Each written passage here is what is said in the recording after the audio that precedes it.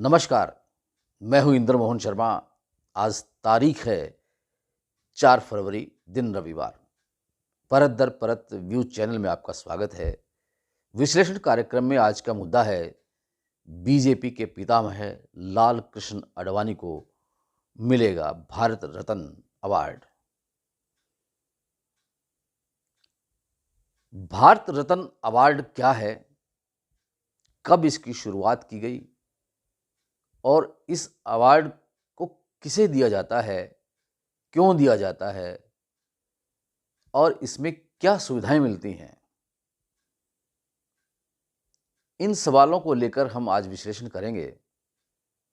लेकिन उस विश्लेषण को सुनने से पहले अगर आपने ये चैनल परत दर परत सब्सक्राइब नहीं किया तो सब्सक्राइब जरूर कर लीजिए और बेल आइकन के बटन को भी ऑल करके क्लिक कर लीजिए, ताकि जब भी हम कोई शो महत्वपूर्ण मुद्दे पर करें और उसको वीडियो में बनाकर YouTube पर अपलोड करें तो उसका नोटिफिकेशन आपको मिल जाए और आप उसे भली भांति देख सकें, अपनी नॉलेज में इजाफा भी कर सकें।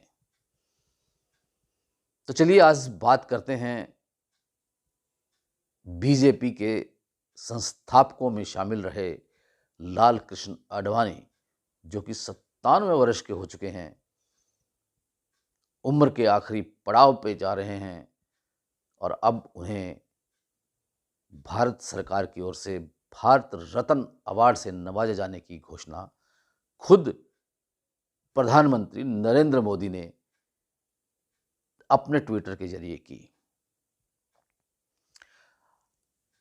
अब उस भारत रत्न अवार्ड में क्या होता है, इसकी शुरुआत कब हुई थी? भारत रत्न अवार्ड की शुरुआत जो है वो 2 जनवरी 1954 को तत्कालीन राष्ट्रपति डॉक्टर राजेंद्र प्रसाद ने की थी। और यह जो अवार्ड है वह भारत के सर्वोच्च नागरिकता का सबसे बड़ा अवार्ड है। इस अवार्ड को देने के लिए बहुत गहनता से विचार किया जाता है और ये अवार्ड जाति, धर्म, भाषा, लिंग के किसी भी तरह के भेदभाव को न करके उस योग्य शख्सियत को दिया जाता है जिसने अपने कार्यक्षेत्र में उत्कृष्ट कार्य किया हो, चाहे वो राजनीति का क्षेत्र हो, चाहे वो कला का क्षेत्र हो, चाहे वो लेखन का क्षेत्र हो, चाहे वो विज्ञान का क्षेत्र हो।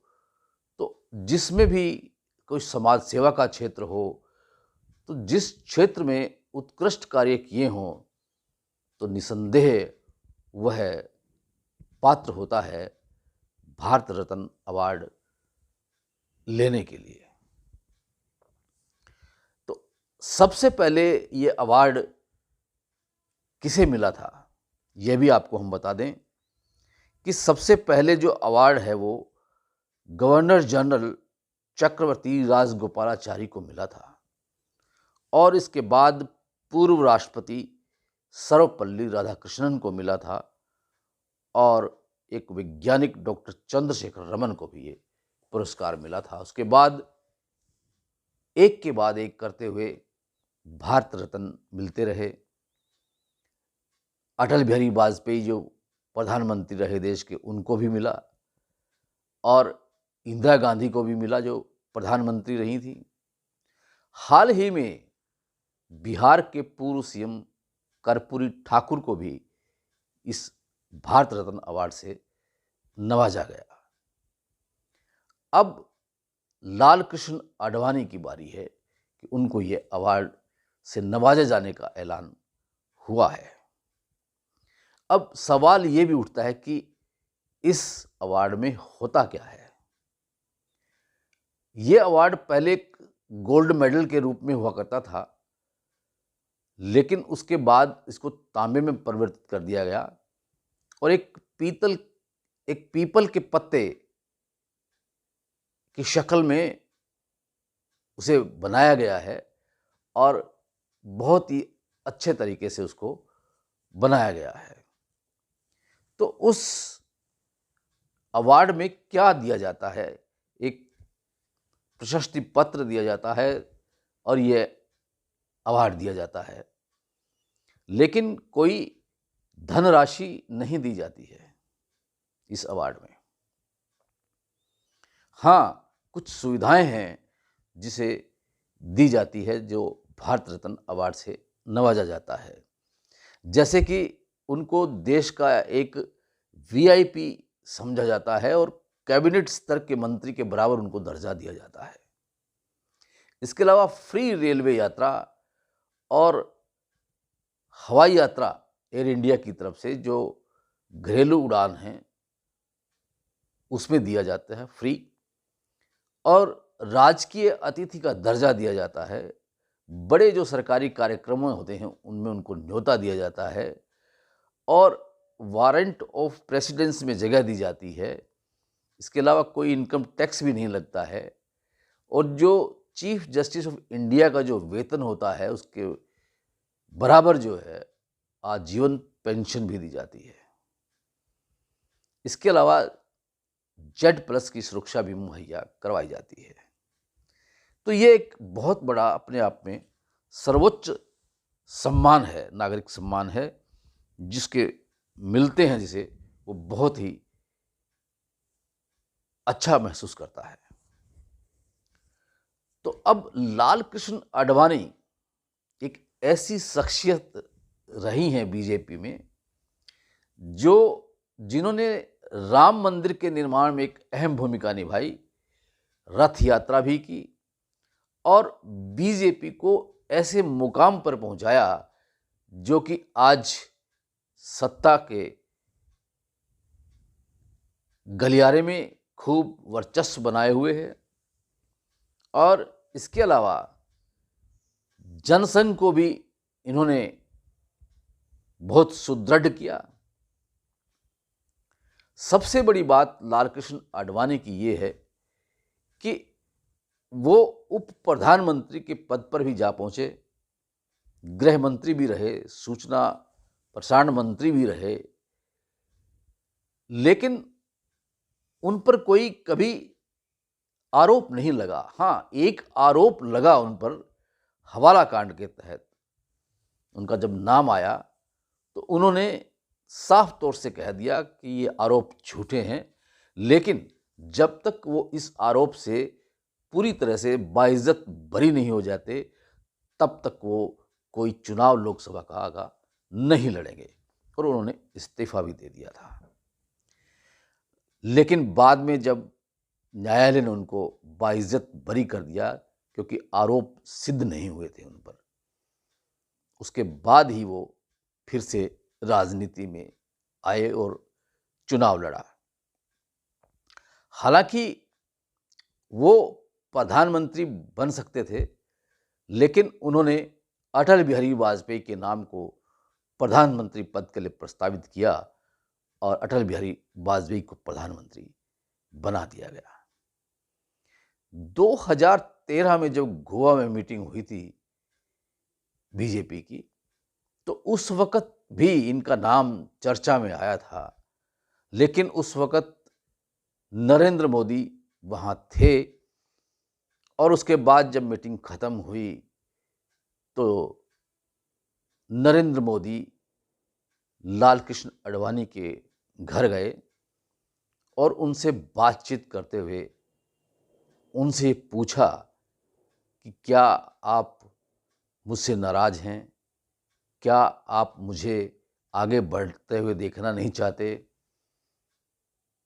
तो लाल कृष्ण आडवाणी ने कहा कि नहीं, ऐसा कुछ भी नहीं है, कोई नाराज़गी नहीं है, मैं चाहता हूं कि आगे बढ़ो, लेकिन मुझे दुख इस बात का है कि कुछ लोग ये नैरेटिव पैदा कर चुके हैं कि लाल कृष्ण आडवाणी नरेंद्र मोदी के प्रति ज़्यादा आगे बढ़ने के लिए तैयार नहीं है जबकि ऐसा कुछ भी नहीं है मेरे मन में।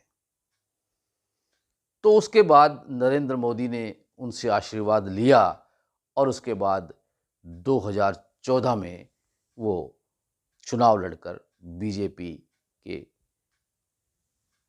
बहुमत से वो फिर प्रधानमंत्री बने और फिर 2019 में प्रचंड बहुमत हासिल किया और फिर प्रधानमंत्री बन गए। अब तीसरी बार फिर से बीजेपी चाहती है कि प्रधानमंत्री नरेंद्र मोदी ही बने, लेकिन ये तो आने वाला चुनाव ही बताएगा।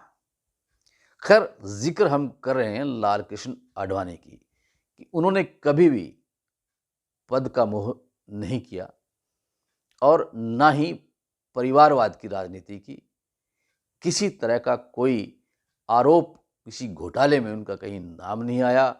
एक हवाला कांड में आया था और उनमें वो बिल्कुल पाक साबित हुए हैं। अब वो 97 साल की उम्र के हो चुके हैं। हालांकि अगर नरेंद्र मोदी चाहते तो उनको राष्ट्रपति के पद पर नवाजा जा सकता था, लेकिन उम्र दराज होने की वजह से उनको हाशिए पर ला दिया गया और उनको मार्गदर्शन मंडल में, बीजेपी के मार्गदर्शन मंडल में ला दिया।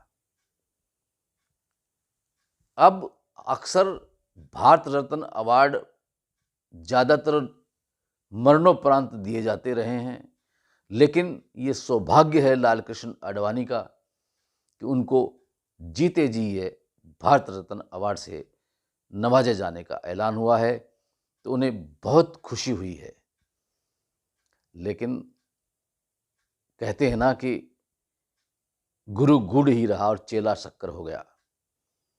लाल कृष्ण आडवाणी और नरेंद्र मोदी दोनों आपस में गुरु चेले का संबंध रहा है और जिस तेज गति से नरेंद्र मोदी ने अपनी सर्वोच्चता को बढ़ाया है वो अपने आप में एक उदाहरण है। और आगे क्या होगा राजनीति में अभी कुछ नहीं कहा जा सकता। देश के जो हालात हैं वो इस कदर तेज गति से बदल रहे हैं कि अब आगे क्या होगा ये आने वाला वक्त ही बताएगा। हालांकि बीजेपी चाहती है कि फिर से सत्तासीन हो और कमल के फूल ही खिलें, 400 से ज़्यादा पार बीजेपी जीत हासिल करे लोकसभा में। लेकिन जो विपक्षी दलों का गठबंधन है INDIA, वो ये चाहता है कि नरेंद्र मोदी तीसरी बार प्रधानमंत्री न बने, बीजेपी की सरकार न बने। लेकिन जिस तरह से विपक्षी दलों का गठबंधन आपस में ही लड़कर टूटता जा रहा है, बिखरता जा रहा है, उसे देखते हुए ऐसा लगता है कि आगे भी बीजेपी की सरकार बन सकती है। अब देखना यह है कि आगे क्या होता है।